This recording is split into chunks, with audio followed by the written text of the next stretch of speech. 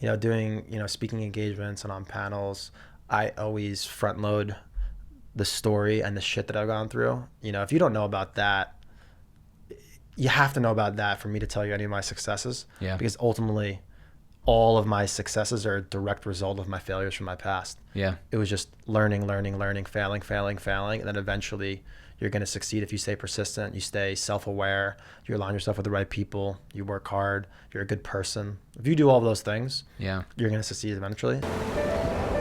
Purpose in the Youth. Purpose in the Youth podcast. Welcome back to the Purpose in the Youth podcast.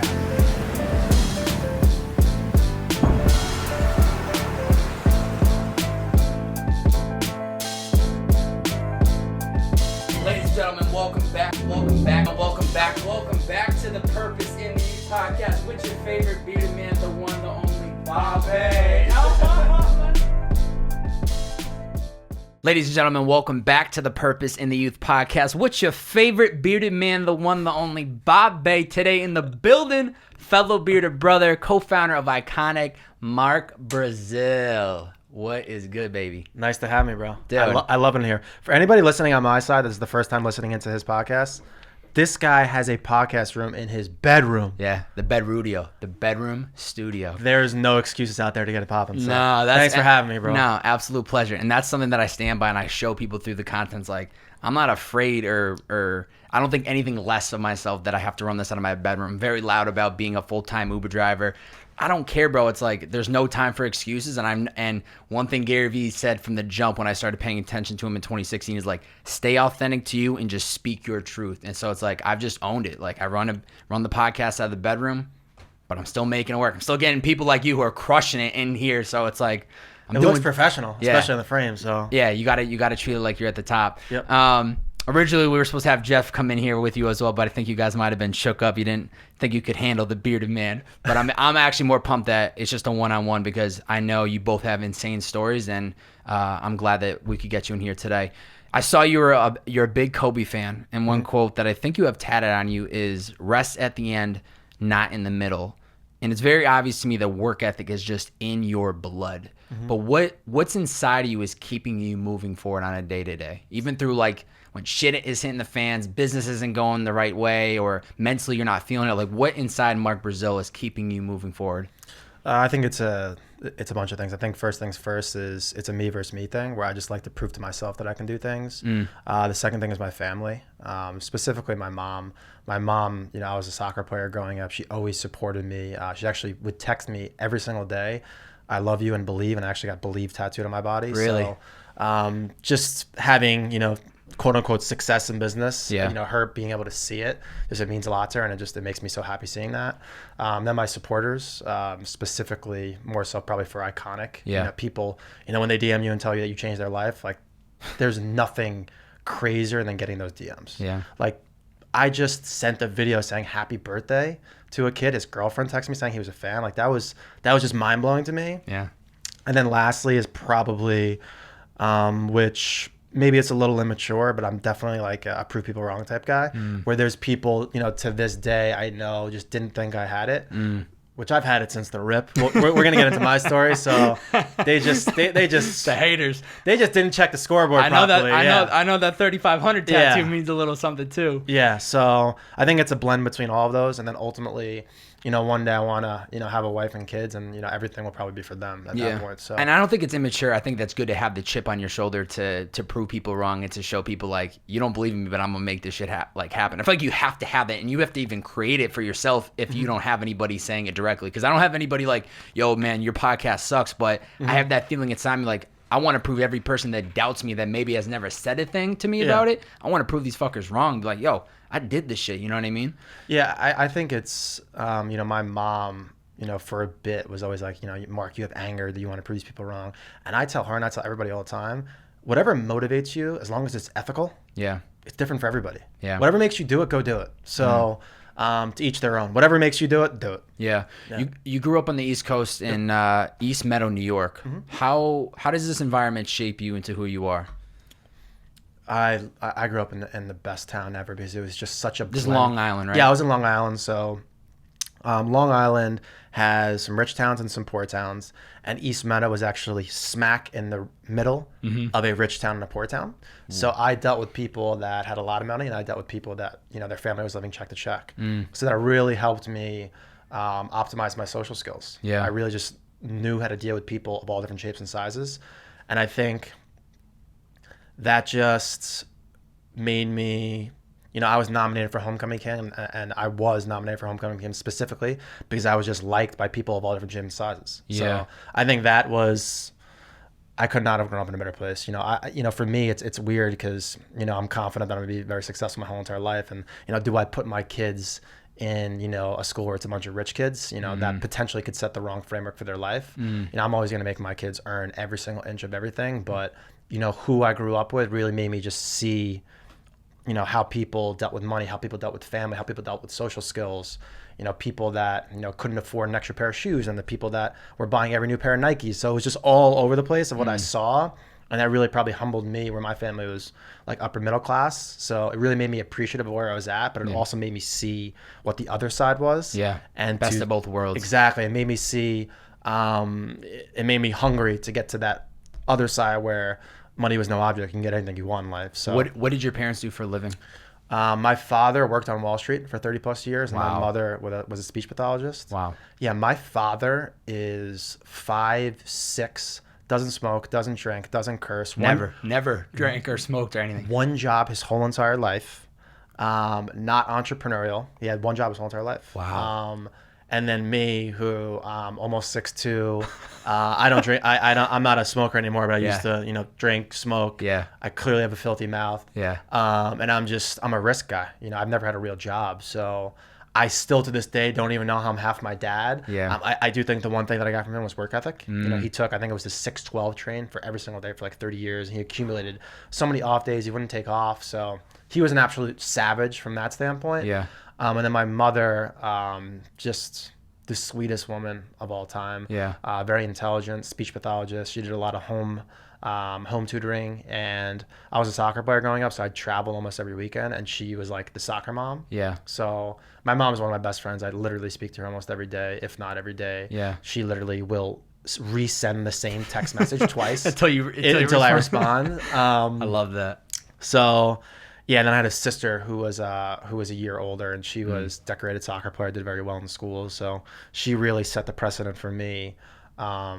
She just pushed me in every single area of life. So you guys were like close growing up almost? We were very close growing up. Yeah. I mean, soccer was one of the bigger sports in my school, and then we both were pretty decorated athletes. Yeah. And then, you know, she was a year older than me. She was like, you know, dating the athletes and stuff like that. Yeah. So, yeah, I'm super close to my sister. She has a nephew now too, so we're even tighter. Yeah. And she's on the East Coast? She literally is 2 towns over from where we grew up. Oh, wow. Crazy. Wow. Yeah. Wow. Yeah, soccer was a huge sport for you all the way up until college. Yep. So what do you think was one of the biggest like life lessons that sport taught you directly that you kind of still see yourself reflecting back on? Is there like a competitive mindset? Is there like skill sets or anything specific that you still can? I would say 2 things. A, you get what you put in. And then B, most definitely is in everything in life, business, relationships, everything, there's politics. Yeah. And they both kind of coincided where you get what you put in kind of superseded the politics, in a sense that I was a decorated club soccer player, and my sophomore year, all my buddies got pushed up to varsity, and I actually stayed down in JV. So imagine being like literally like a really decorated soccer player, and then your buddies who were like weren't even soccer players, they were like basketball players, football players, they were athletes that just were super low. I'm not gonna put them down like that, but they didn't have high soccer IQ, and they got pushed up. I laid down, and then my junior year I played like a little bit, and then the first moment where I really found out who I was as a human was going into my senior year, my junior year. I remember it so vividly. I was sitting at the kitchen table with my mom having bagel and eggs. She always made it for me. I looked in the Newsday, which was the newspaper, and they had high school players to watch, and I was not on that list At all.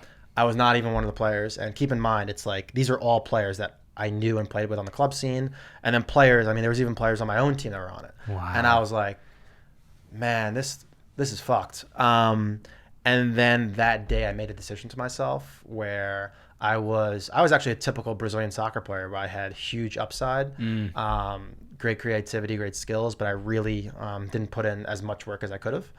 And then that day I went absolutely apeshit, and I just trained every single day, did cardio every single day. I remember all my buddies used to get drunk in the Taco Bell parking lot, and I remember vividly, at night, 1:00 in the morning, I would be running. I'd be running late at night like a psycho. No way. And they would be drinking. And what are they like looking at you like laughing like, look at the mark, he's crazy. Yeah, these are my homies. But I just put in an enormous amount of work, and then I made all county. The team went as far as it had ever gone, and I just really knew right then and there that anything I put my mind to, I can achieve in life. Yeah. And again, the reason why, I wasn't playing up to my full potential. The coach didn't like me. Yeah. So that was kind of the thing where it's like a nobody cares, work harder type thing, where it's just like, it is what it is. But when you go in there and you make the coach look good, and it's just, no matter, you play so good that they can't stop you from playing, that's when you cross the line. So I did that. Yeah. Yep.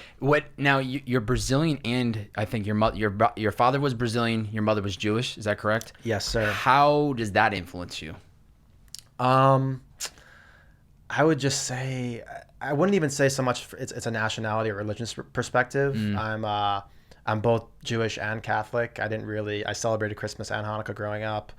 Whatever my wife wants to be is probably the religion that Whatever she wants. Whatever she wants. Happy wife equals happy life. Exactly. For the Jewish women out there, I'm Jewish. My mom's Jewish. But yeah, it was more so just, I think my mom really taught me how to treat people and social skills, and my father just taught me an animalistic work ethic. Yeah. And then for me, just, from a heritage standpoint, I'm a soccer player. I love the country of Brazil. I love everything that Brazil stands for. Just everyone knows it's fun, creative. Yeah.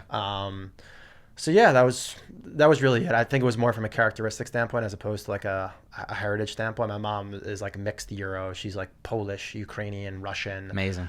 Super small family. Then my father had like 9 siblings. There's like 90 people on the Brazilian side. Wow. So, big differences right there. there. So I'll be a quarter or a half Brazilian moving forward, maybe 3/4. Yeah. So you had said you had never had really like a formal job. Do you remember kind of the first time you ever made $1 for yourself? Is there like a certain hustle or first job that not job, but like when was the first time you made money and you're like, holy shit, I could flip this. I could make money on my own time. Yeah. I had, my first job was selling knives. It was called Cutco. Yep. But quite frankly, that was more of all of your leads were warm leads. They were family members, and, they'd want to buy something for you. They felt bad. I worked at Sports Authority actually for a couple of weeks with all my buddies, and I was looking at my phone at the cash register. I remember I was looking at the Jet score, and my manager was like, "You can't look at your phone," and I was like, "Fuck off!" and I walked out. So that actually was the only quote unquote real job I had. Oh God! But it wasn't until college where I started really learning,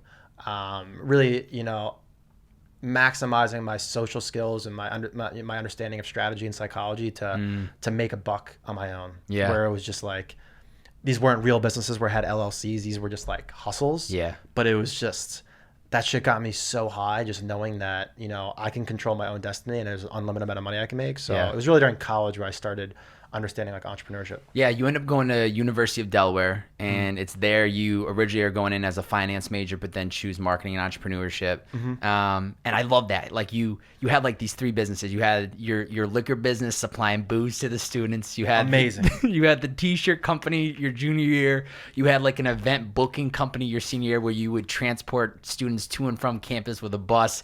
It was like all you could drink, and you were getting like back end money, and you were getting to drink all night. What's interesting is that these are like 3 separate business models. So is the money the motive, or is it like you just see an opportunity, you just have to go do it and see what happens from it? At that point, it was a mix between both. But for me, it really started with the liquor situation where somebody gave me $40 for a 30-pack, and I had $32 and change. I bought a $8 30-pack. It was Natty Ice. Yeah. And then I saw they said keep it. And it was then where my, kind of what you just said, where my opportunity, I just started saying like, wow, it's an opportunity here to make more money. And right in my head, right away, I was like 32, 64, 96. And I started seeing where this can go. Yeah. So I've always been ambitious. But also, I think like one of my core competencies in life is understanding people and finding how I can help them and how we can do things together, whether it be from a money situation or just a straight help situation. So for me, I definitely did get a high of seeing the opportunity and then being able to maximize it to its full potential. From the liquor situation, from doing the bus trips, it was my fraternity was doing it, my social chair was doing it, and then I became the social chair, and I was like, bro, I'm giving all this money back to fraternity. Yeah. I'm just gonna flip out and just do this under Mark Brazil Productions. And then I had a team of I had basically had interns. I had all my pledges. Oh my God. So they were delivering everything, they were taking the money. It was like, imagine a workforce of 15 free laborers. And all the money's coming back to you. Yeah, all the money was coming back to me. And actually, my little brother, I love him. His name's Dan Oken in New York. And then I eventually passed all of those little cheat codes onto him, and then he did it. So, yeah, I think you were just turning, burning, making money. Yeah, it was. I did terrible in school. Yeah. I never went to class. Ironically enough, now I'm like obsessive with like reading and learning. And back then, I just don't know what it was. I think it was I just wasn't passionate about the classes. Yeah. But yeah, man, I withdrew a whole semester. Yeah, I saw that. You withdrew a whole semester, and at one point your GPA was a 2.1. Took you 5 years to actually graduate. I graduated with a 2.11 GPA. It was down to my last class, my last test, where I needed to get a certain score in order to get a C+ in that class to get me to a 2.11, or else I would have had like a 2.09. And then even though I had enough amount of credits, you needed at least a 2.1. So to graduate? Yeah, so I would just need to take extra credits just to get myself over a 2.1. Wow. I was really that guy that was like, oh, like I need to get a 37 on this last test out of 100 to pass, and like I had to get like a 41. So I was literally like, yeah, the poster child for not giving a fuck about school. Well, that's the thing, is that when you're in school, you're being forced to read and study things that you might not be interested in, but now you're at that point where you're reading books that you're actually interested in. So it's a whole different ballgame. Time is of the essence when you're reading a book you give a shit about, versus in class they're telling you to go home and read this book, and you're like, I don't want to learn about this. This is not anything I'm interested in. What do you think changes the most about you within that 5 years, from the Mark that walks into college to the one that leaves? I definitely matured a lot. I mean, I was in school, I was an absolute fucking animal, drinking 30 beers a night, just a complete... I mean, we all kind of go through that phase, I feel like. I was a psycho, bro, for years. I think it was being in a better environment, too. I mean, I was just surrounded with a bunch of people just doing, fuckery. And then obviously now I surround myself with people that are looking to push themselves personally from a business perspective. And then, you're right. I just found stuff that I'm passionate about. Ultimately for me... I love, kind of that blend between biz dev, marketing, and sales. And for me, going to class and learning about, statistics means nothing to me. The numbers, you're just like, get this out of here. As opposed to saying, hey, this is how much the buses cost. What is the potential variables at the bar where we can make money, whether it be the tickets at the door or the back end. Liquor sales, can we do a happy hour? Should we do the whole entire night? Should I executive produce the whole entire event and book the DJ so I can get a bigger rip? Kind of just seeing all of the variables in the equation, and then figuring out all of those little upticks. That's like my favorite thing in business, where I don't per se consult, but you can come to me with your business and I can literally ask you 50 questions about accounting, legal, structure, marketing, sales, digital marketing. What's your strategy here, and here? Wow. And I've been through. I'm 33 years old. Larry Bird, baby. Yeah, Larry Bird. I've been doing this, so I have a lot of innings now. Yeah. Where it's not to say I've seen everything, but I've seen a lot of things. So I have like an answer for a lot of things. So yeah, I think it was really just finding, working with people I love. In topics I was passionate about, and then ultimately being in the position of things that I love doing and that I think that I'm very good at doing. Like, I'm not good at accounting. That's why I have an accountant. Yeah. Legal framework of companies and how, there's tax implications. I'm not passionate about that. That's why I have a good lawyer. So I really think just kind of finding that perfect blend between something I was passionate about, that made me happy and that I had skills at, finding that all came together. That's when it kind of hit for me. And I think it's important to recognize what your strengths are and what you're passionate about and what you enjoy doing, because then that's when you go, okay, I need that accountant. I need that lawyer. I need to find people that are really good and love that stuff that can fill in for my weaknesses. And then I have this whole structure of like greatness in every aspect of the business.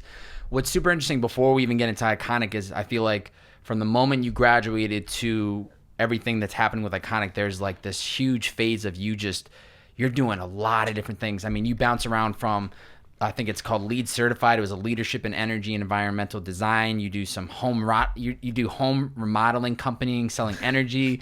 You're talking Cage Hero, which was like a t-shirt company turned into a comic book focused on mixed martial arts. You have the Melon high-end luxury hat, which I believe is that you're rocking right now. What's one of the most valuable skills you're learning through all of these different experiences? Like, is it just Mark growing into, like, what's transitioning about you through all this? I really think it goes back to actually one of my favorite Ikonick pieces. It's really nobody cares, work harder. I really think it goes down to that you're on your own. I've learned in business that, I've done business with friends. I don't recommend that at all. At all? I don't. I like acquaintances. But Jeff's a friend before business, or you no? You want to hear something hysterical? Jeff might not like me for all intents and purposes. Everybody listening right now, we don't even talk. I've been doing business with him for 9 years. I've been living with him for 3-4 years. I've gone out with him 5 times. Wow. 5 times in 9 years. So if you guys go out, it's business related. If we go out, he's going out with his friends, I'm going out with my friends. Or we're going out together and it's strictly business related. Wow. It is, me and him have the most interesting and I think the most amazing partnership that I could ever imagine in business. Wow. So yeah, it's really about, it's all on you. It's all a me versus me. It's internally, in your, what are you thinking in your mind? It's all a mindset battle. And then ultimately everybody is going to do what's best for them. Yeah. I mean, I've been put in situations where I was doing stuff for the wrong reasons. And, at the deep core of me, I want to help people. I'm passionate about helping people. And I was doing stuff and ultimately it wasn't the best move for me. So you were putting other people before yourself. Other people before myself. Yeah.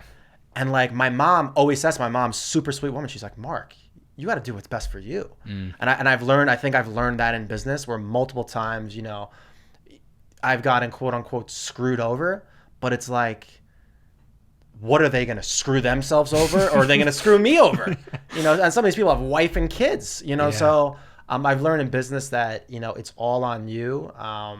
And, obviously when you find good people, you want to build with them, but you got to do what's best for you. What do you think is the lowest moment you faced within those years of trial and error and doing all these different business ventures? And I'd say multiple. I would say, to give you a couple, when I was 22, when I was doing the door-to-door sales of home remodeling, energy efficient windows and coating, I remember one day I drove probably 250 miles to multiple locations. This is in New York, right? No, this is in California. California. And I was deep in the Inland Empire. And I was, for people out there, I was living in Hollywood. This was eternities away. And I'm wearing a piece of shit suit and tie, which I hated. I had, negative money in my account. I had my piece of shit car. And I just remember being at this gas station. And I remember vividly, it was a beef jerky. I always was eating beef jerkies because they would fill you up and they were cheap. I was eating beef jerky and having a Dasani water. And I was literally just sitting in my dirty car outside, just looking at this beef jerky, looking at this water, in debt, miserable, have driven 250 miles without even getting an appointment. Imagine knocking on doors and just no one shows up. And I'm just like, man, like, I don't even know what the fuck I was thinking, but I was like, up until then, I had always been a winner. Yeah. And I was like, am I a fucking loser? And that's when I really, really hit rock bottom because I was just so confused. I didn't know what I wanted to do with my life. Yeah. And, for the people out there listening, I was 22. I mean, almost no one knows what they were doing then, but it's different nowadays because now there's a lot more education out there through social media where people like me are saying, it's okay to not know what you were doing. But this is 11 years ago when I was 22. You weren't turning into a podcast and getting inspired by Gary V or exactly. anybody. And at that point, all my buddies, went and were living in New York. They had finance jobs. And it was me. Think about it. My dad was a finance guy. I was a finance major that then got out of it. And they were all probably thinking like, oh, why didn't this idiot just go work, in New York City for something like his father did? Yeah. And I was out there fucking broke in California, absolutely miserable. So I would say then, and then in my late 20s, I didn't have really a good understanding of accounting and finance. And I went, flick of the switch one day, I went deep into debt. Just because you weren't tracking the way money was going and then you didn't realize you had to pay the government. Yep, there's multiple things that led into it, which I really don't want to get into. But absolutely. I think that's something now to this day where I've gotten a lot better at. I still can get a lot better, but you can't get wealthy unless you understand accounting, legal, and financing and your numbers. there'd be times where I'd go months without even looking at my bank account. And now I look at it every single day. Wow. And I'm very, very on top of my shit. So yeah, you cannot accumulate wealth unless you understand how money works. Yeah. So that's a good thing for people to know. And during these years, this is the important time when a good friend, Amy, introduces you to Mr. Jeff Cole. Yeah. And this is I think you were at NYU, and this friend tells you got to meet this guy named Jeff Cole. Yeah. What do you see in Jeff early on that makes you go, I got to keep this guy in my corner? What's about him? Because I know at the time he's already doing design work, and you can see the potential where this guy's going to go. But what is telling you inside, like, I need to stick around this guy. I need to keep him in my corner? Quite frankly, in the beginning, it was more of like a default option where I just, we spoke, we got along. He was pretty talented. I didn't have, now I pride myself in like the network I have in all different pockets of business. We just got along. But then what I started seeing was an absolute psychotic work ethic where no one I ever worked with had that work ethic I did. So first was the work ethic. Second was I started seeing he was very talented and it was unique. That was the second thing. And then the third thing is the speed and the feedback loop. This guy just goes, he's faster than everybody and he's better than everybody. And we have, from a feedback loop perspective, our communication back and forth. Like when we work with other people, it's like I'm forever jaded with designers. And then like when we need to do a deck, me and Jeff have done hundreds of decks. So I know exactly what to do. Yeah. Like I know I don't write slide 7 and slide 8. I write the title of the slides because when we're editing slides, the numbers on the slides change. Yeah.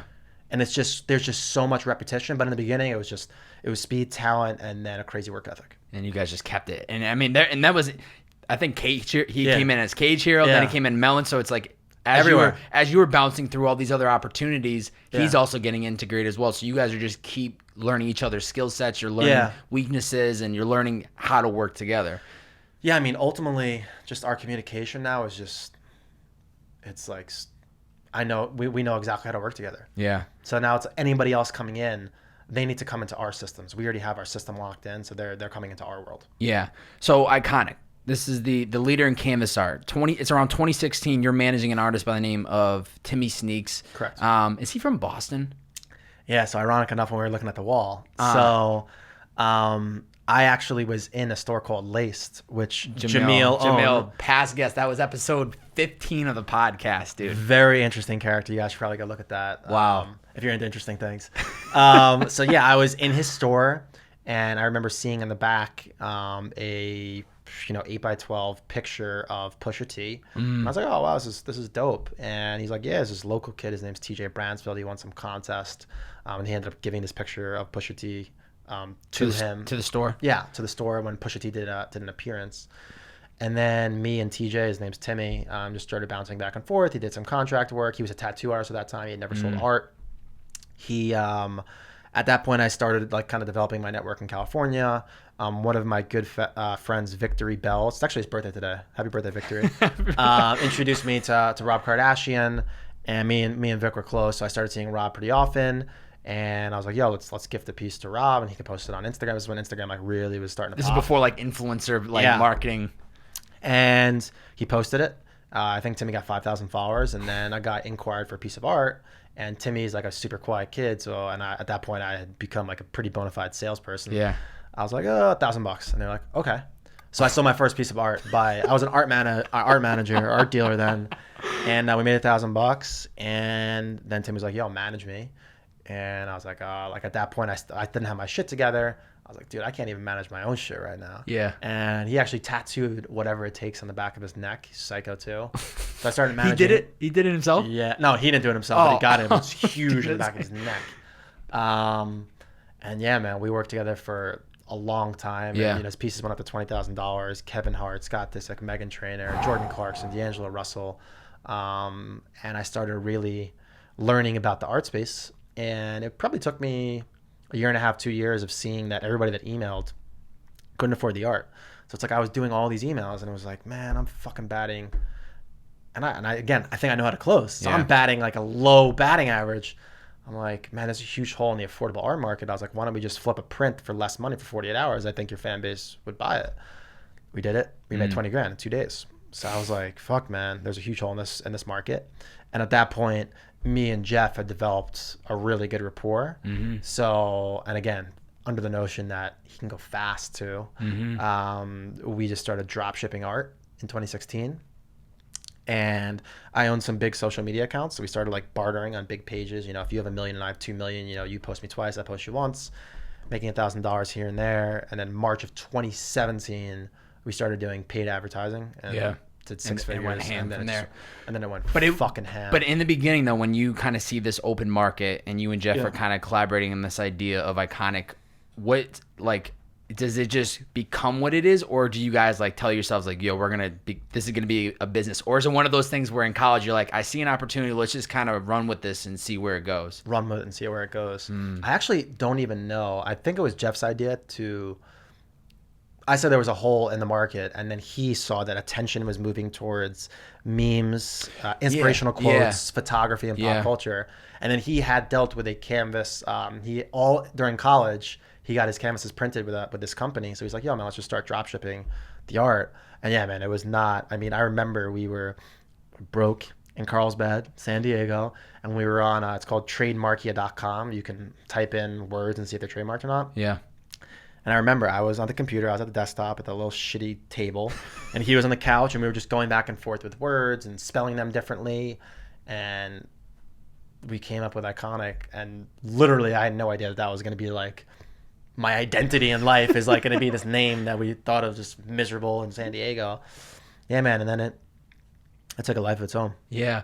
And what's kind of been like, I know it works out great because he does a lot of like the creative stuff. You're handling the business. So it goes hand in hand for obviously selling canvas art. But what's kind of like your guys' process for creating new pieces? You know, some of the top ones that I was looking at online, you have like success, nutrition facts. You have the stay hungry and stay humble. You have the mindset is everything, which is like a shark above the water, but a fish underneath. Yep.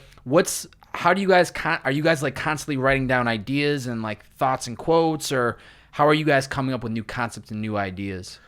So as far as the last line of defense goes, Jeff has complete autonomy over creative. I just give him random ideas, and by random ideas, I mean, I could take a picture of this and say, yo, I love this color scheme.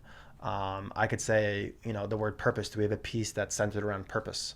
So as far as my communication with him for ideas, it's just anything I see that I'm motivated. I just fluff them to him. And then internally, he has his own basically database of all ideas and concepts. And then we have queued up kind of like what's the priority of what to do. And he's got all of his, you know, Jeff's become a businessman as well. He's running the creative department. So he's got his like, you know, kind of business initiatives and management of the creative department. And then his fun time is going into that database and creating new pieces. So, you know, Jeff will eventually be on. He could tell you a little bit more about his process, but it's really just stockpiling ideas and concepts. And then you're just sending him anything that you kind of think of. I'm sending him anything and everything. And we joke all the time that like you know, I think I'm a fairly creative guy, but to him, I'm a fucking peasant. So I send him ideas and he's like, yo man, this idea sucks. Or he'll be like, this one piece, it's called No Ceilings. It was like my like great idea. And it's like your big idea. And it was like, piece? It's like piece, like it's in the bottom 20 percentile. So, but you're pumped that your idea came to life. Yeah, though, right? At least it got there. But I mean, I don't have much say in that at all anymore. So, we really definitely separate the business. Like I help as much as I can in creative, but he's got full autonomy. He helps as much as he can in business, but I have full autonomy. And that works. It works for a relationship.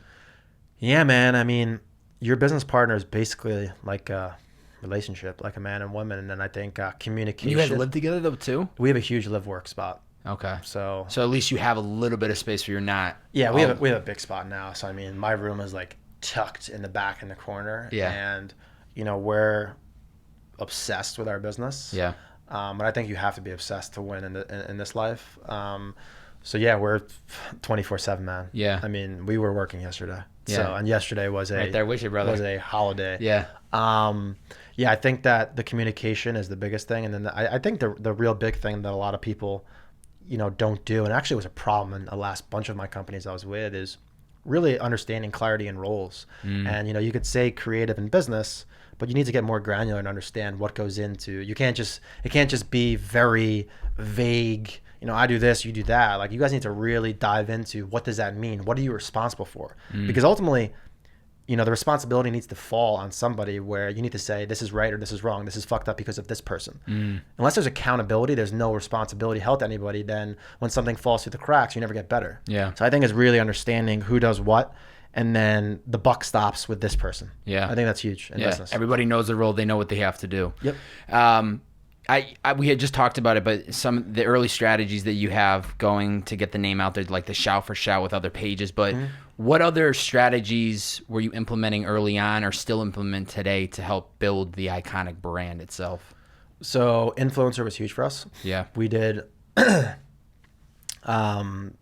first full year we did over 1,000 influencers. And does that help because of the relationships you had established from the Timmy Sneaks, or is it was a combination of past relationships and then just being an absolute savage and attacking people. Just straight up DMs and emails, mostly DMs.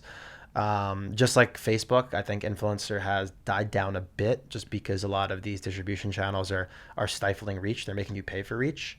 But I think influencer still dollar for dollar has great value. And from an influencer perspective, you're just getting great, you're getting top of the mind awareness. You're getting great user generated content. You're getting sales. You're getting followers. You're getting traffic to your website. A lot of people look at it they don't look at it holistically. They just look at it as like, oh, I'm just getting a post. But there's this huge compound effect aligned to it that people don't see. Yeah. So for us, it just kept coming and coming and coming. And then before you knew it, everybody knew who Ikonick was. Yeah. So, but what were you saying, like, when approaching these influencers? Was it we want to create a piece with you, and like this will be your piece, but like obviously we need you to. No, it was just influencers that, in the beginning we were focusing more on probably micro to mid. So let's just say you had 50,000 followers. I'd say I would know a ballpark on how much you would charge per post. And I'd say, hey, I'm going to give you a free piece of art. You post me. That's simple. It was literally the most simple transaction of all time. Yeah. And then it's become, all of these people. I dealt with all of these people. The first 1,500. I mean, I just hired someone to do my influencer. Wow. Just recently. Wow. It's like, I can't wait, actually. I just saw that we have a shoot on Thursday with influencers, and I got double booked to the meeting with the Yes Theory guys. And I was like, oh, I don't need to be there. Because you have somebody else that can do it. I have somebody else that can do it. Yeah. I think that with all things in business, when you're starting, I think the owners of the company being as hands-on as possible is going to give you the best feedback loop in understanding your business. All of the information and all the answers are in your customers. You just got to call them. You got to ask them questions. Yeah. Influencers, same thing. Yeah. Ask for their perspective on the business. Yeah. What do you like? What don't you like? Is this a fair price? Will you put it on stories? Will you put it on posts? Will you do a link in bio? Yeah. Will you do a discount code? Like, it's your best focus groups. And like, everyone wants to go get new customers when you can just cultivate and optimize your existing ones and ask them questions. It's a very backwards way of thinking, which I'm proud to say that we have a very heavy focus on our existing customer base, and we just look to cultivate and build with our family. Yeah, I had heard on Blakey P's podcast, Dare to Be Legendary, that you had called the first 1,000 customers. And I think even during the podcast, you ended up calling one on the spot. But what was the inspiration? Was it kind of you knew that it was to cultivate the people that were actually showing love to you guys? Or was it more so we just can get feedback and figure out what we should be doing differently? I really don't even remember the exact reason why I did it, but I just know that when I started doing it, I started seeing everything. Where they came from. Did they tell other people? The personal relationship. What do they do for a living? Is there a pipeline here? Are they a business owner? Are they open up more businesses? So like I said, all the answers are in the customers, and then it becomes addiction. Like, I call customers all the time, man. Just like you'll see an order come in, you just pick up the phone and call? All the time. And I'd say I make 40 phone calls a week. Really? 2 customers? Yeah. Wow. And they're saved in my phone as name. I mean, I can get super granular on it, but I have. And these are just quick 2 to 3 minute phone calls. Just, hey, just want to say thank you. Sometimes they're 30 minutes. Sometimes they're 30 seconds. Is there one phone call with a customer that still like gives you the chills? There's a new question and a new answer for you. That's a good one. Yeah. This is the big one. So about 3 weeks ago, I can't pinpoint his name, but I remember he did $196 million in revenue last year. So he spent like $2,000, and I called him. And this is as I'm transitioning and looking to bring on a sales team. And I spoke to him for a bit, and immediately he's like, oh, I'm going to hook you up with all my buddies that own companies. They'll love it. And literally on the phone call is connecting me with other people via text. And I started seeing like, holy shit, man. Like, in this phone call alone, if I'm looking at it from a very singular perspective, like I will probably bring in 20 grand worth of sales just on this phone. Then I'm getting like free consulting from a guy that's way more successful than I am. And then I tell him, I'm like, hey man, I'm thinking about bringing on, a salesperson. Obviously you have a big sales team. Almost every company is just a sales company. Yeah. So he does home remodeling. Yeah. It's a sales company. Yeah. And I go, what's your opinion on that? And he goes, Mark, we've been speaking for 15 minutes. You cannot duplicate you, Mark. You are you. You're going to be able to sell this better than anybody else. You understand that there's multiple layers through these relationships that you need to be making the calls for as long as you can. This guy puts his cell phone on his website. Whoa. Yeah, which is a little psycho. It's definitely a little psycho. Yeah. Sometimes customers call him like, how'd you get my number?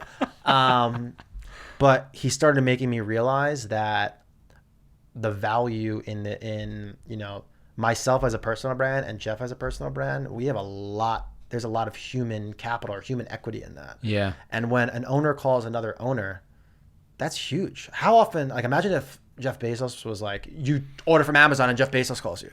Mind blown. Yeah. The residual effect on that from a word of mouth marketing perspective is absolutely through the fucking roof. So yeah, that's the tough thing. I think you can't directly track it, but like, especially the one with Blakey P I think it was a lawyer that you called. Yeah. She probably now, any time that somebody comes into her office and says, I love that art. Oh, wow. It's funny. Yeah. You make a comment. I actually spoke to the owner, and then the whole story gets unraveled. So it's like, you can't directly track it, but it's just knowing that building that deeper and stronger relationship is just going to pay dividends as you keep growing and keep moving forward.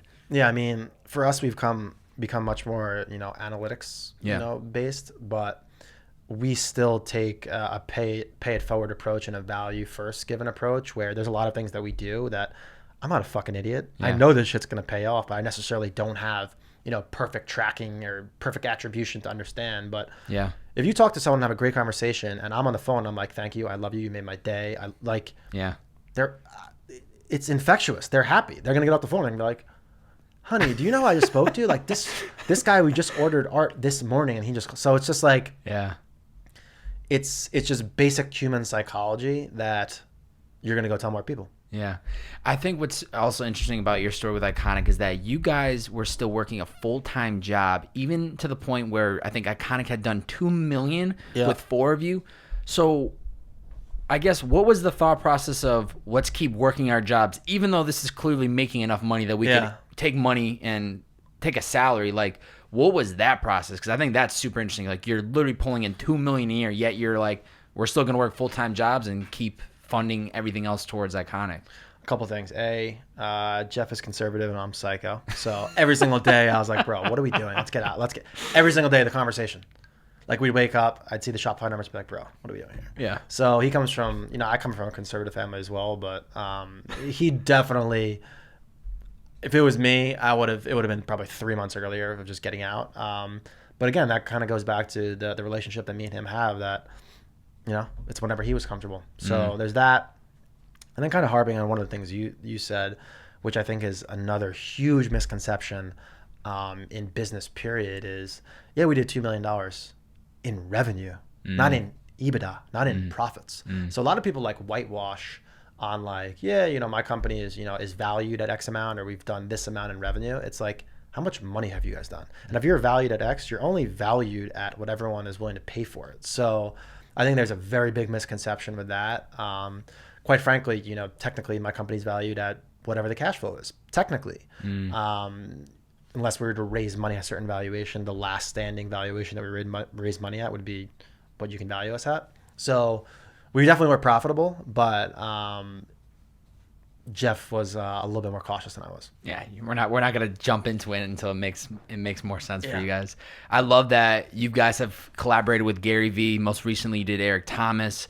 You even met with Scooter Braun at one point for I think 2 minutes, and that turns into a business relationship.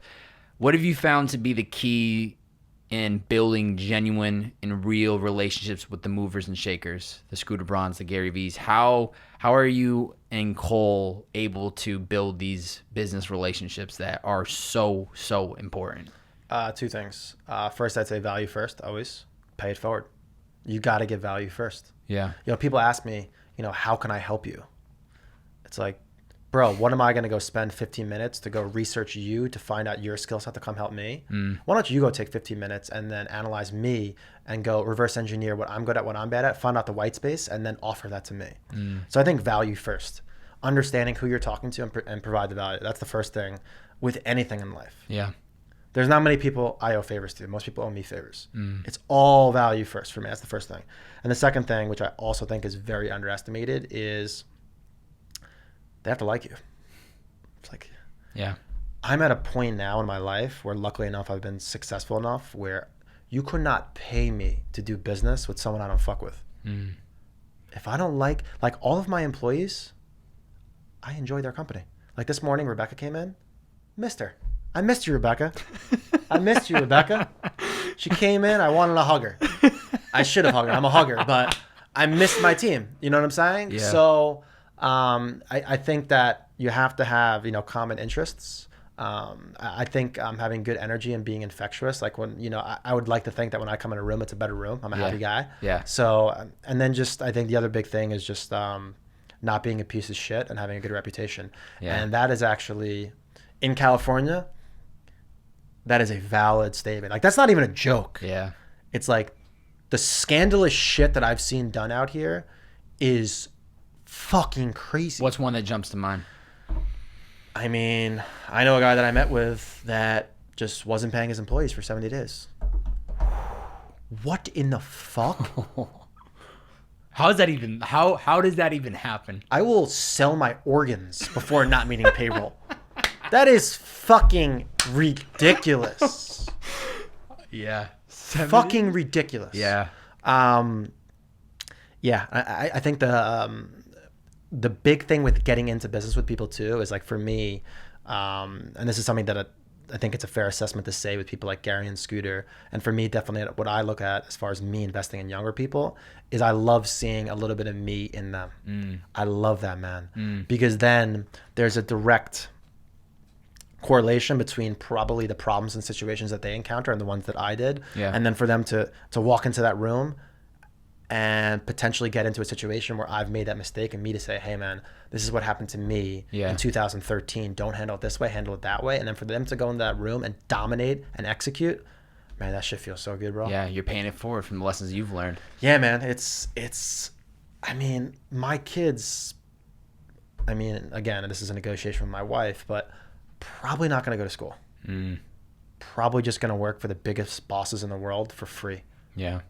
And learn from them directly. Learn from them, man. I know Gary Vee says in he had an interview one time. He said, people should be paying to intern for me. I say that too. Yeah. All the time. Yeah. I mean, I can't tell you. Some of the people that have come into my organization, like, these guys were children when they came in. And then in a year, they're adults. Yeah. With more confidence, a better skill set, a better network. I mean, it's crazy. Yeah. And that's what I love. That's like one of the things I'm most passionate about is that. It's helping people. What do you, when you're building out this team, right? You have Rebecca and whoever else is working for you, you're bringing in the influencer person. What do you see, like, how do you make sure that they are just as passionate about Ikonick as you and Jeff are? I don't think that's realistic. That's a big thing that Gary says. For anyone to be as passionate as me and Jeff are, this is our blood, sweat, and tears, our whole entire livelihood. The only thing that I can do as a leader of the company is to put people in a situation where they're happy, they learn, and they can get to be the person they want to be in that position. So I really reverse engineer it. I ask them, hey, where do you want to be in 5 years? What do you want to do with your life? What skill set? And then I map it to get them into that spot. Like one of my video guys doesn't like doing little rinky-dink videos. He doesn't like doing post-production. He doesn't like doing podcasts. He likes shooting more storytelling and cinematic stuff. So we're about to go to Hawaii with Rory Kramer. He's coming. He went and shot the Eric Thomas stuff. He went and shot the Gary stuff. So it's really putting people, the only thing that I can do is just be in a position where I'm basically working for them and I tell them, how can I serve you? Yeah. It's really like my job as, we don't have titles in our company, but as like the leader of the company with Jeff, is to really make sure everybody's happy, everybody's incentivized, and we're making money. Yeah. That's really it. Yeah. You definitely got to make sure you're making money. That's important. That's important. The content though, Ikonick content. I love that you guys do like the behind the hustle vlog series, is showing kind of like the day-to-day grind and some of the bigger moments and the relationships you guys are building and the people that are coming into your office. And then I know before the podcast we talked about there's potential there might be a podcast coming from you guys. Why do you think it's important for brands to produce content like this? Because this content isn't saying, now go buy our piece, go buy our piece. It's documenting the behind the scenes, and it's opening up the door and the conversations that are happening from the Ikonick team. Yep. Why should brands be doing this more? I mean, people don't buy, for the most part, people don't buy objects or brands. People buy from people, and people buy emotion. So I think what it's doing is creating a secondary layer to people being able to resonate with the people behind the brand and the story behind the brand. So it's really just driving emotion, creating an emotional connection with people. Like, you know how many people are in the same position that we were in that want to aspire to be where we're at now? Yeah. And they're actually watching it happen from in the negative, miserable, broke, unincentivized, didn't own a company, to happy, incentivized, and not broke. So it's just like they're seeing it. So there's that. I mean, lucky for us, we have a good enough product that we actually won in the beginning off just products. Yeah. Because we found white space in the market and the product is exceptional. But I think with anything in business, especially with e-commerce, winning off just products and price is a dangerous thing to play on. Winning off just product is only going to last so long. We live in a copycat world. I mean, I'm sure you've seen other art companies pop up left and right. Yeah. But the thing is what's happening is when all these art companies pop up, the cost to acquire a customer through digital advertising goes up. It goes up. And you know what happens once it starts going up for these companies that are one-trick ponies that have no story? They're going to get driven out of the market. But we're an actual brand, so we'll have longevity because we have a real emotional connection. Because people have an emotional connection with Mark, with Jeff. I mean, we talk to our customers. That's what I'm trying to say. Like, I'm talking to them. Yeah. Like, they're not talking to Ikonick. They're talking to Mark. Yeah. You know what I'm saying? Yeah. So I really think that kind of being vulnerable and showing what's going on behind the scenes has really just created a stronger emotional connection with our fan base. For somebody that is listening and has never actually seen an Ikonick piece or bought an Ikonick piece, how would you describe an Ikonick piece? What separates you guys from other copycats or whatever? Like, if I walk into a room, I'll know that's an Ikonick piece. Why? Well, first things first, from an aesthetic standpoint, I think Jeff is the most talented artist in the world. So just aesthetically, it's going to look better. Yeah. Great messaging. So a lot of it's motivational, inspirational, entrepreneurial. Third thing is licenses. We have Muhammid Ali license, NBA, Marilyn Monroe. It's official. Launching a ton more in the upcoming weeks. All these collaborations. Yeah. Gary Vaynerchuk. We're about to launch Johnny Cinematic, Eric the Hip Hop Preacher. So you have all of those. I mean, I just think just the look of it is the best. And what's your favorite piece? Is it the Nobody Cares, Work Harder? I would say Nobody Cares, Work Harder, or Rest at the End, Not in the Middle. The piece that's inspired by Kobe. That's a great one. It's pretty recent. That's a great one. His mindset is unbelievable. Savage. How do you think working with Jeff has made you a better person?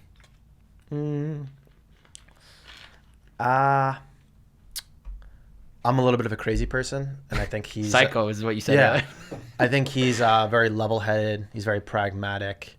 He doesn't really go out much. He doesn't drink much. I don't at all, but you have to imagine that, if there's a guy that I'm living with and working with that's a guy that's going out partying, it's just, the quote, you are the average of the 5 people you hang out with most. So, for me...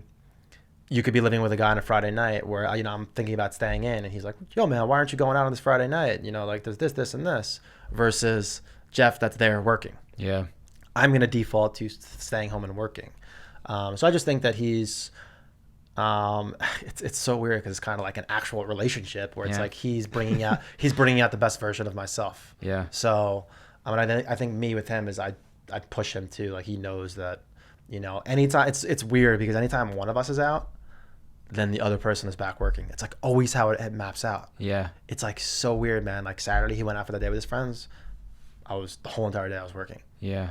And then Sunday I was out, and then I'm getting the emails from him and he's working. Yeah. So it's just kind of like having that yin and yang has been huge for us. I love that too, because it's like, it's not work. You know what I mean? Like, you guys just love it. So everything kind of just blends, and it doesn't feel like, you said, yesterday is a holiday for the rest of the US, but you're working because that's what you love to do. I'm curious because there was a special moment for me when I started this podcast, when I saw the shift of like, my back was against the wall. I graduated college. Now I have this vision for a podcast. I got to go all in and make this shit happen. And that's kind of when I closed the chapter of like partying, going crazy, like first one in the bar, last one to leave, to now it's like I work every weekend. I'm always, hustling and grinding. Was there a certain moment when you felt like that old chapter was kind of closing of like, I could still go out and have fun once in a while, but maybe I need to start going more in on myself? Was there ever a certain point, or did it just slowly grow? I think I've been a worker since probably 25, 26. I mean, I remember being in the Mellon office and like staying Friday nights, staying Saturday nights. But again, my compensation wasn't aligned with my effort. So, at some point I got frustrated. I also was investing a lot in myself. Then I just started really reading a lot in my mid-20s. But I mean, to call a spade, things really changed when like we started seeing the money come in. Yeah. Because now we're at something, more so in the beginning than now, because there's more competition and there's more intrinsic and unique variables that contribute to our success. In the beginning, it was just like, how many posts can we, because it was very simple. How many influencers can we get? How many posts can we get? How many designs can we get? Let's go as fast as possible. So our effort was so tied to the revenue in the beginning where it was like a drug. Like I'll always remember it was a Friday or Saturday night and Jeff's buddies came to come pick him up to go out. And in the beginning, we would keep on the Shopify alerts. It's like a cha-ching, cha-ching, cha-ching. Mm-hmm. And I remember him walking to the door, and on the way out, I was like, cha-ching, cha-ching, cha-ching, cha-ching. It came a bunch of times. And then he literally was about to leave, and he's like, yo, fuck that shit, I'm not going. And he came back in and worked. So yeah, that was just the beginning. I mean, I don't even think we went out for the first 6 months. Wow. Because this was our out. This was our way to escape these other little bullshit companies and jobs. And I mean, we were partners, minority partners in these companies. But it was just, this was our way to do something that it was like, it's going to be done our way. Yeah. So the second you see an out, you got to fucking go fast. You got to go all in on it. You got to go in. Where do you see Ikonick going? I always like asking that. Obviously, you don't have to have a picture. You don't have to know exactly where you're headed, but I always think it's good to have a direction. Like, where do you see this business going? What else possibly could this become?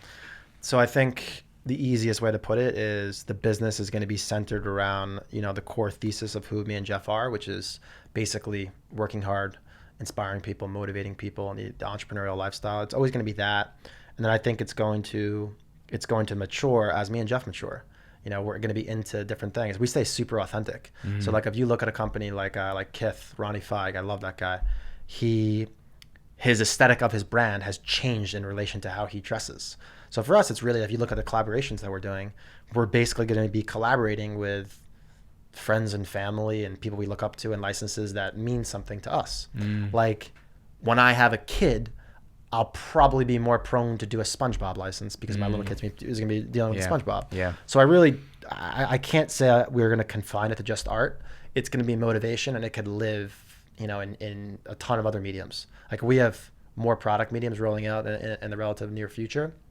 So it's really just the same core identity, and then just being authentic to me and Jeff, and however the cookie may crumble. The market is going to dictate a lot of things on where it goes. Yeah. But as far as the stories we tell and who we align with, I mean, it's literally a Jeff and me decision. Yeah. It's like, do we fuck with this person or no? Yeah. Are we doing it or are we not? Yeah. It's that simple. And I think having that mindset of just being open, and it's clear because this is stuff that you've learned through so many of your past experiences, but it's like being open to the idea that things are going to change, and when it does, we'll just adjust and we'll stay authentic to us. But I think for sometimes we can think that if the route is working right now, we just have to stick to that one thing, and it's gonna be the end of the road where things are going to change. Your move's going to change. Jeff's is going to change. You might add that SpongeBob collaboration in there, but I guess at the end of the day, it's just as long as you're staying true to who you guys are, it always finds its way to work itself out.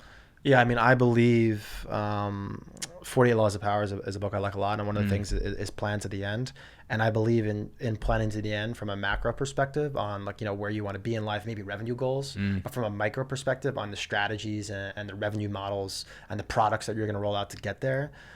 For you to think that you're going to follow a plan is naive at best. Yeah. But what happens if Instagram goes down tomorrow?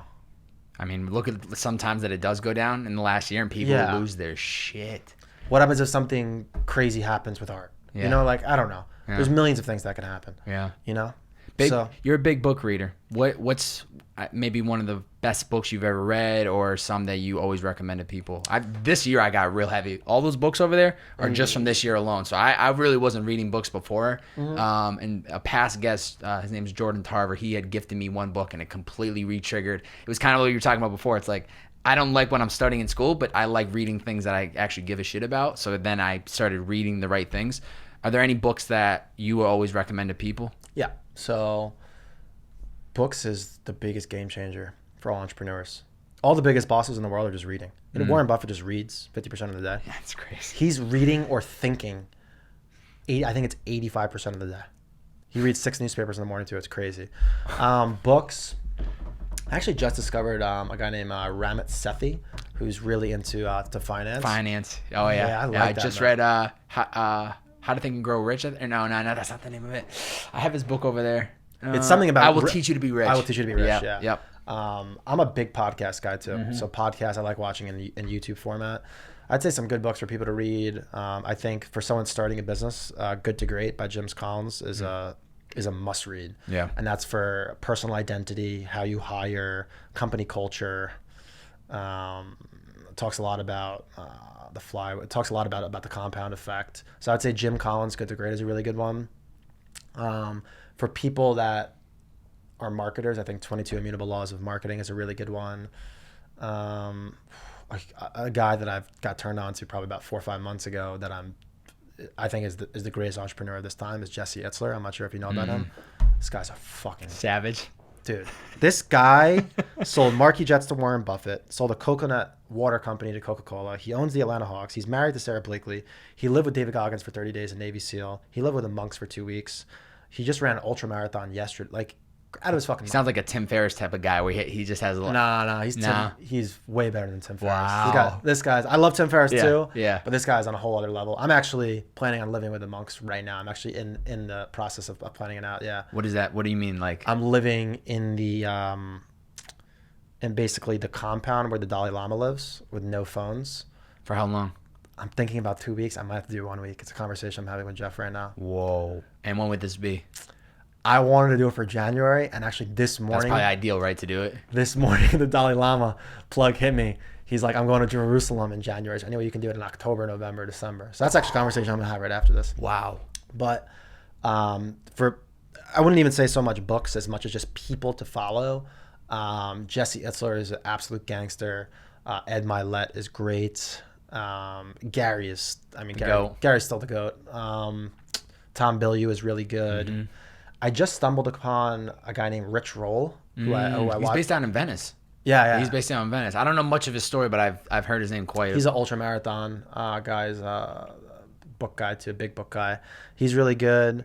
And yeah, I mean, I think the best thing to do is actually to get your lead gen and your people to follow through your favorite podcasts. So literally, like, I've watched almost every single Ed Milet video ever to this existence, and then through that video, you find other people that have the same mindset. Yeah, like through that video, I found out that like Rob Dyrdek is like the fucking man. Yeah. Like I thought like Rob Dyrdek was like more like a creative, like he was an athlete that kind of stumbled. No, Rob Dyrdek is a strategic ninja. You know what I'm saying? So, I think if I was anybody, I mean, I actually like listening to podcasts while I'm working out. You kill 2 birds with 1 stone. Yep. So, what podcasts are you listening to? Milet. Yep. Gary, Tim Ferriss I still listen to, and then a lot of people it's not even about the podcast, more about the people, and then I just find out. That's how you find them. Yeah, Itzler, I've listened to every single inch of every single thing he's ever put out into the whole entire world. He's actually just starting to put out more. Jim Quick, KWIK, he's a brain coach. He's a really interesting guy to follow. And then we're launching our podcast soon, and we have. That's gonna be the big one. You're gonna be like, what in the fuck? You have like, it's not standard. Yeah, I would expect nothing less. People are gonna be very uncomfortable, and like some of the first guests we have are just like. Are you? So is you and Jeff get a co-host? Yeah, it's me and Jeff. Who's gonna wear the pants in that? You? He's gonna make sure we stay on track, and I'm gonna do the. He's gonna hold the leash. You're gonna be like barking, like trying to like talk. When you see what the set is, oh god, it's gonna be fucking fire. Oh my god, I love that. I don't even know if I'm able to tell the guests what the set is before they show up, or else they might not come. No. I can't wait to see what that is. It's gonna be good. What are the musts in your daily routines? So I actually just created a board where it kind of breaks down like my musts. Let's go through each of them. So first is pills. I have these 10 pills that I have every day that my rich buddy's dad spoke to a doctor, and it's like, taking 1,000 milligrams of vitamin C, fish oil, all of these weird pills. I take 10 of those every day. I'm on the push-up regimen every single day. A gallon of water every single day. I talk to my family every single day. A new thing that I implemented is 30 minutes of just myself every single day. And what does that look like usually? Nothing. No phone, no nothing. Just thinking. Do you meditate at all? No. I can't sit still. But this is me more like walking around. And just even like downtown LA, just walking around, just embracing. Walking around and just thinking. You know what I'm saying? Yeah. That's huge. Yeah. And then probably my biggest thing that I've been doing for almost 7 years now that was not popular then, now it's becoming popular now, is intermittent fasting. Yeah. That's my biggest key to my life. You inspire me. I've been trying the last couple of days. Yeah. I haven't ate yet today. I mean, I'm nothing that too special to look at, but I am. Come on, dude. You got a great beard. You got a nice little body. Oh, no, I'm talking about the body. I think I'm pretty for sure. I'm talking about I'm 167 to 173 pounds for 7 years. Yeah. But so and the fasting is from 11 a.m. usually to 7 though, right? On my board, it's different every single day. But I mean, if there's 31 days in a month, I'd say I intermittent fast 25. I'm not a weirdo because I mean, some Saturdays you might live with a little donut, and I'm date pizza, too. Yeah, like what are you? Big date guy. What are you, a grandpa going to 5 o'clock dinner? No, I just don't eat until 11, 12, 1, 2, and then I stop eating at 5, 6, 7, 8. Wow. I mean, my favorite thing is this the smallest window possible. Yeah. So if I can have one meal in the middle of the day, everyone's got it all twisted. That's good. That's good. It's not like, let's do 7 small meals. Yeah. No, just one meal. No. Tim Ferriss is the intermittent fasting god. Yeah. Google Tim Ferriss intermittent fasting. I know. Game changer. He's an absolute savage. Yeah. You're not hungry too, you're thirsty. Is that what he says? I mean, that's just facts. Yeah. That's just facts. What's your definition of success? Same always. Doing what I want to do, with who I want to do it with, when I want to do it. Being complete control of your time. When, who, what. I don't even know if I said that right, but when, who, what. Right now, every single day, doing what I love with the people that I love, and I can do. You do whatever you want. Do whatever I want. It's Tuesday at 12:30. We're sitting down having a podcast. And you want to know what's crazy too? Which it actually gave me really good confirmation that my psycho ways are actually good.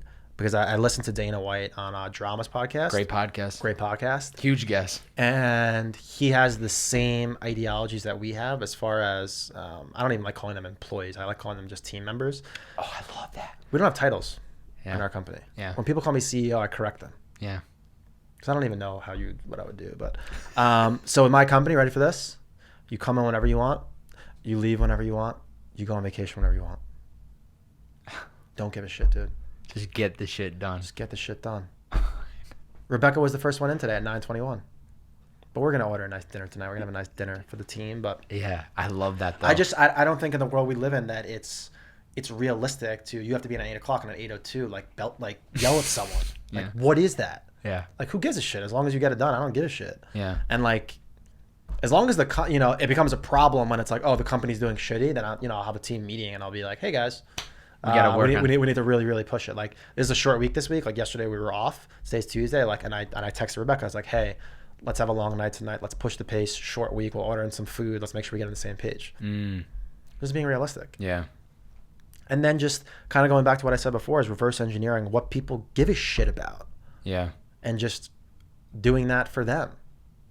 If someone was a fan of you on my team and they wanted to come, I would let them come. Yeah. It's a 2-hour intermission. Yeah. So I'd like to think that I'm a good leader of the company. Jeff isn't as vocal as I am, but I mean, he just obviously. He's probably just so creative. He just wants to focus on that. Not even. He's just a really the the proof is in the pudding with him. Like I said, that the work ethic is through the roof, and then the final product is amazing. So he just lets the work speak for itself. I'm more like a vocal guy, where like I'll have conversations and and motivate people and get out of them how they're really feeling. Because I don't think enough people do that with their company. Period.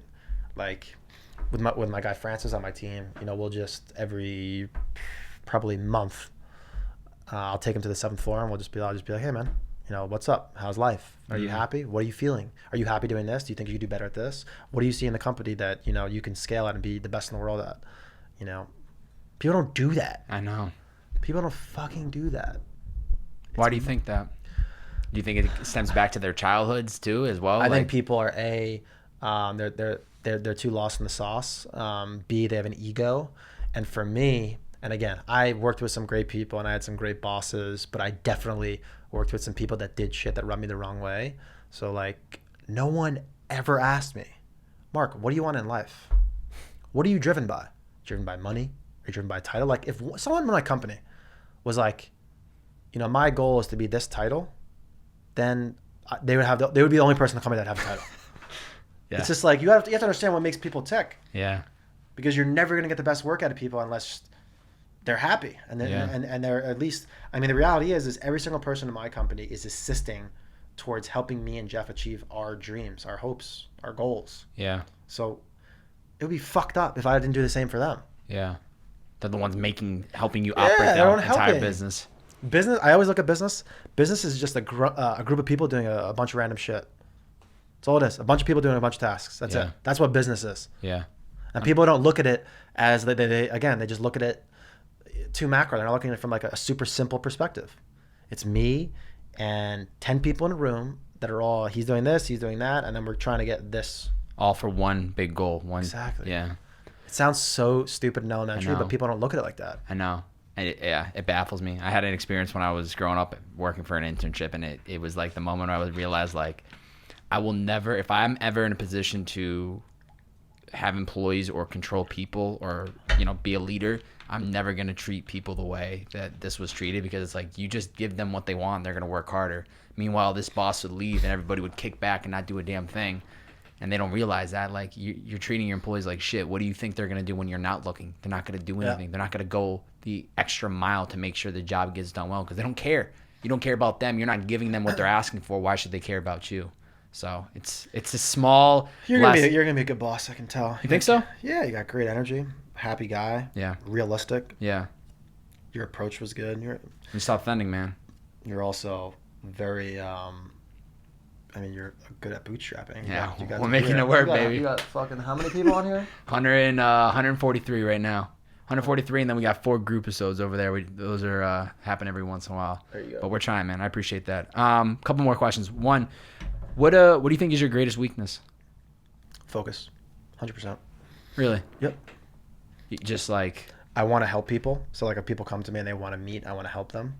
I have weekly meetings now with Rebecca, and it's just like we look back at the week and it's like, it's really tough if like someone that and they want to meet and they're like, oh, can you help me with this? What do you say to that? No. Yeah. Big thing I saw was Itzler on Joe Rogan. You know what he says? Nope. He just says no now all the time. Yeah.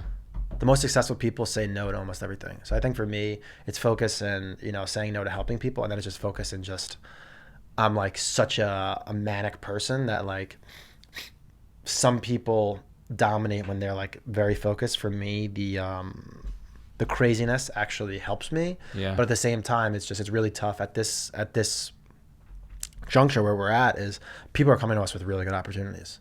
Like imagine someone coming to you and being like, hey, we have a funded company. We want to give you guys 40%, and then you got to just say no. You know who taught me actually, it was very big, was Jake Kasem, who's the CEO of Movement, who, for people that don't know Jake, one of the greatest humans I've ever met. Episode 113 of the pod, if you want to go back and listen to him. Boy knows the numbers. Let's go. Why do you think I got the whole list right there, baby? Damn. I can recall people as I look at the actual pods. So let's talk about Jake for a second. Please. So Jake was he dominated the direct-to-consumer watch company. Their company sold for $100 million plus $100 million recently. No big deal. I know, light work. bootstrapped everything. Had the same like weird shitty past that I did. He was like valeting limos, and doing weird. He had another business too, like some apparel, but some weird shit. And with Jake, I know, we know the whole entire team. Blake was actually the one that introduced us. So Blake and Spencer and all those guys. And first off, everyone has great things to say about him. That's the first thing. And I think that his biggest strength, which Blake and them told me, and then I saw firsthand, was his relentless focus on movement and movement only. Like, I went to him multiple times. I think I went to him to actually invest in Ikonick or something. Early 2016. And I come to him with ideas, and I think I'm fairly credible, and he'd say no every single time. And he literally told me, like, when I met with him like 3 months ago, like we met and talked about a lot of things. And he's like, yeah, man, it's just an insane focus on one thing. And a big thing was I just met with a family office. There was a guy who was worth $1 billion, and I was telling him, I'm starting to read more about how to make my money work for myself. Blake actually bought me a really good Tony Robbins book, and I was investing 15% of my time for probably a month, 15% of my time into understanding the S&P, money markets, interest, real estate, all stuff that I really had no idea what it was about. And then when I met with this billionaire in the family office, he positioned it differently to me, and he blew my fucking mind. He goes, Mark, you're wasting 15% of your time to get what? 5% of your money, 6% of your money? This is how much money you have in the bank. This is how much money you're going to make. Do you think you're better off doing that for 15% of your time, or you're better off spending that 15% of your time and going all in Ikonick? And what is the enterprise value of 15% more of Mark Mastrandrea's time in Ikonick? Talking about millions of dollars versus me worrying about like going to do a rental property on real estate to make an extra fucking $1,500 a month. Yeah. I had it all backwards. So I think that conversation with the billionaire at the family office and Jake kind of further iterated to me that like I need to just fucking stay focused right on that thing. So right now, any opportunity, if it can be plugged into Ikonick, where there's economies of scale with our internal systems, then we'll look at it. Yeah. But if someone's just like, I want to do just something random. Yeah. It's not even worth carrying the conversation, because you're gonna hit a dead wall. Yeah. Huh. Like this morning, I responded to my buddy Justin with Vayner Sports. Great idea. And he's like really, really excited about it. And I was just like, can't do it, man, too busy. And I was like, wow, I'm really proud of myself. You said no. Because I used to be like, oh, let me meet these guys. Yeah. And then what happens is I meet them, I like them, there's upside, but usually the operator doesn't have an exit yet, and it's a long-term play, and then it just becomes this spiral of just disaster. Yeah. Where I'm not getting, even if I was to get sweat equity in the company, what does that even mean? I'm not getting short-term money, and then at the end, I'll probably only get paid 10 years, and if the company sells. So it's really, focus is by far my biggest weakness. Yeah. Just going all in on it. Yeah. And I think too, it's hard with the world we live in now with social media. It's just so easy to just start getting invested into other people's, what other people are doing or what they're up to, like watching their Instagram stories. That's what I always tell people, like, you guys see me post a lot, but I'm not consuming nearly as much as what I'm producing. I'm just post, get the fuck out of there. Very, very aware of what I'm consuming and making sure that I'm Xing out things that aren't inspiring me, that aren't informing me, that aren't moving me forward. It's like all that plays a role, because then when it's time to focus, I know I'm ready to go all in. Like, you got to find, I don't know, I think there's like hacks to it.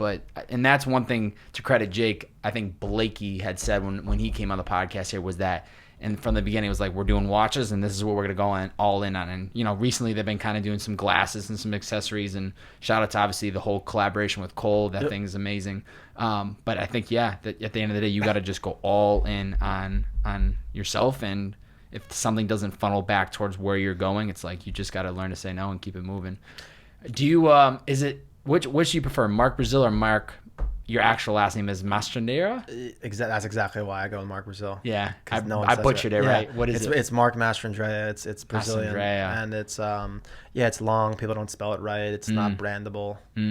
So I just went with Mark Brazil. It's still fire, the name though, Mark Brazil. I like it. Yeah. Yeah, I'm debating markbrazil.co or markmastrandreia.com for my website. Debating right now. You have to roll some dice and see what you're going to... Roll the dice. What do you think Mark Brazil's purpose is? Just because I don't want to butcher the last name again.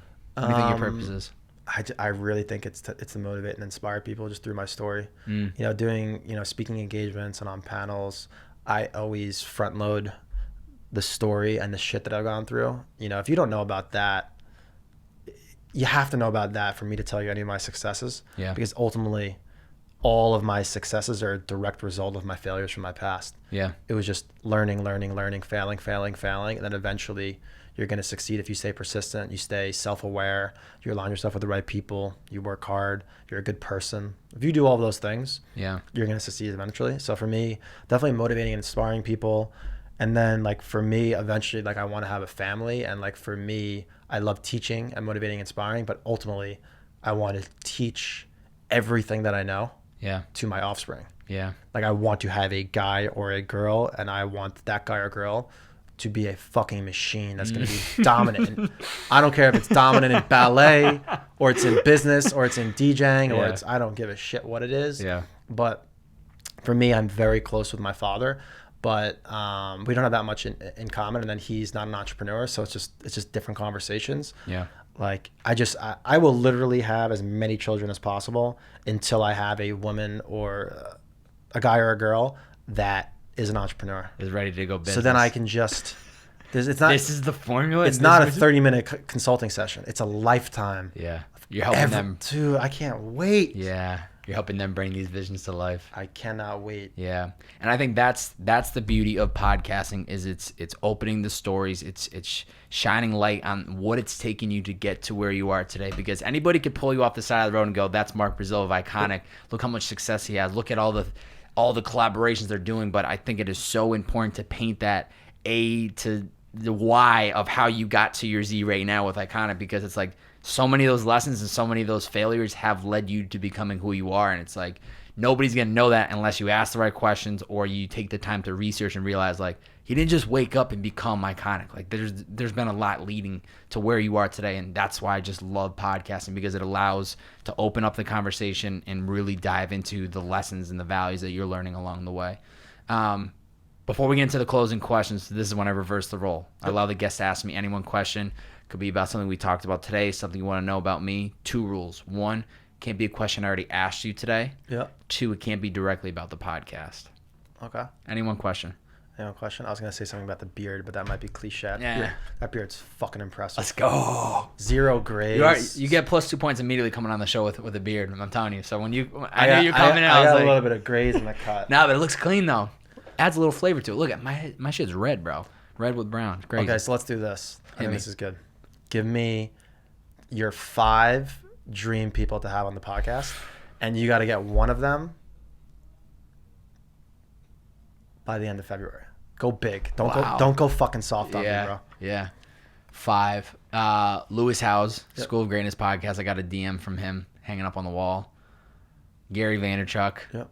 I had the selfie with him. That hasn't happened yet, but we're going to find a way to make it work.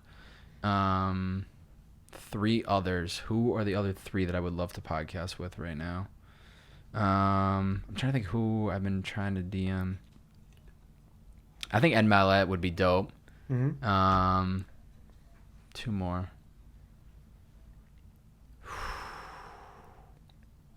Who are 2 others right now that I would want?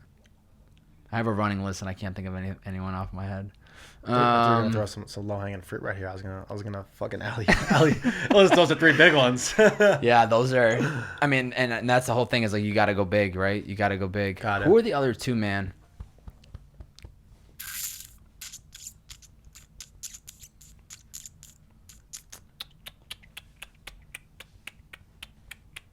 Oh, you know who I want? Third Door. I'm blanking on his name. Alex Banayan? Yep. I would love to get him. I thought his book was great. And look at the books I have over there. Mark Manson would be a dope one, too.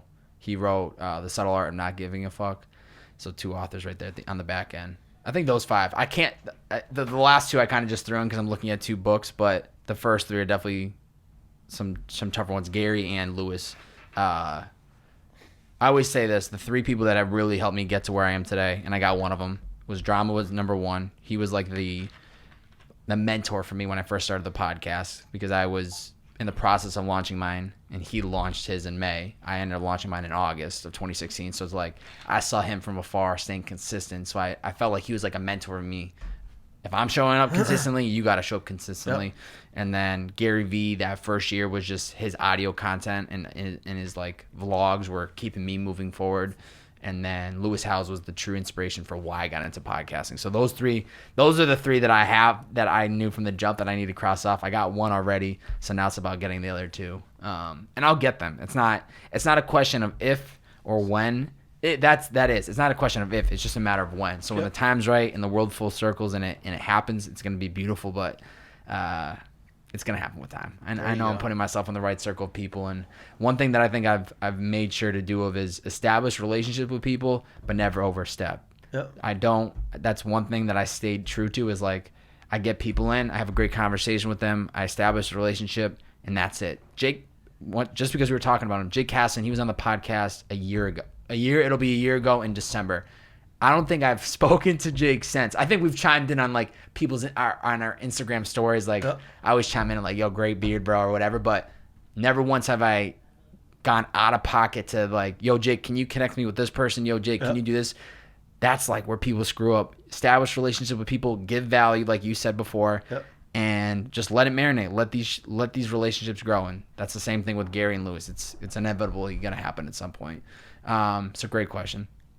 Closing questions. One, where can people find you on social media, and where can they find Ikonick if they have no idea where and who to find you guys? Mark Brazil, Mark with a K, Brazil with a Z on Instagram, Facebook, and then LinkedIn too. And then Ikonick, Ikonick on all platforms. And then my business partner, Cole, Cole, most talented designer in the game. Savage. Definitely check him out. Absolutely. Cold Times Movement dropping tomorrow. That is tomorrow, right? Yeah, let's go. Let's go. Before I ask the final question, man, thank you so much for coming in today. I love the hustle. I love the grind. I love the authenticity. I mean, just seeing your socials and like hearing you on podcasts before I knew this was going to be a great conversation because one, great beard. Two, your energy. And then three, I think you're just authentically, unapologetically yourself. And that's like the guest that I'm looking for at all times. I want people that even when this camera goes on, nothing changes. You're just like, all right, where are we going? Like nothing changes. But that is such a skill, and that's such a hat off to you because there are so many people in this world that might not have the confidence to be authentically themselves or trying to paint a picture of somebody they're actually not.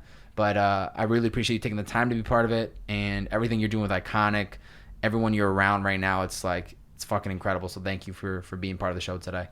Last question for you. For somebody that's listening, hasn't found the passion, hasn't found their purpose just yet, what's the best 2 to 3 pieces of advice you'd give to them? Just keep searching. It's literally that simple. Just keep trying things, and then I always say it's like a leave or learn situation. If you're not learning, you should leave, and immediately if you're in a situation and you don't like it, leave. Go to the next one. Just keep looking. You're gonna know. Like I knew with Ikonick. Yeah. I was like, fuck, this is the fucking one. We done with this other shit. We fucking done. Yeah. So I would just say, just keep looking, provide value to people. I mean, it's crazy now. Like you DM me and then Blake connected us, but like you can get access to like anyone. Yeah. Like it's so crazy, bro. I got like 2 or 3 banger people for the podcast off LinkedIn. I got an NFL soon to be Hall of Famer off LinkedIn.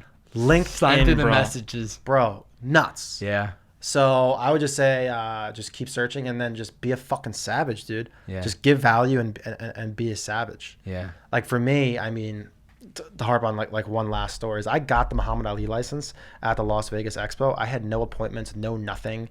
I said I knew someone. I didn't know him. Later that night, I went on LinkedIn, found a name, said I had a meeting with a name. They're like, you don't have a meeting with that name. I saw the guy. I go, give me a minute. Last day, last fucking thing I go in. I basically buy my chance to get this license. That license turned into more and more and more. Yeah. You gotta just keep fucking going. So keep trying new things. Be an absolute savage. And I think the biggest thing by far is don't give a fuck about money in the beginning. Just invest in your skills, your knowledge, your network.